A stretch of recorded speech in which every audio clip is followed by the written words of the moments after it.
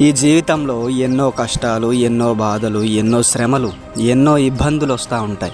వీటన్నిటిని చూసి కృంగిపోకు, బలహీనమైపోకు. వాటన్నిటిని నీ కాళ్ళ కింద నలగద్రొక్కుతూ ఇదిగో ముందుకు వెళ్ళిపో. ఆగిపోకు, సాగిపోతూనే ఉండు.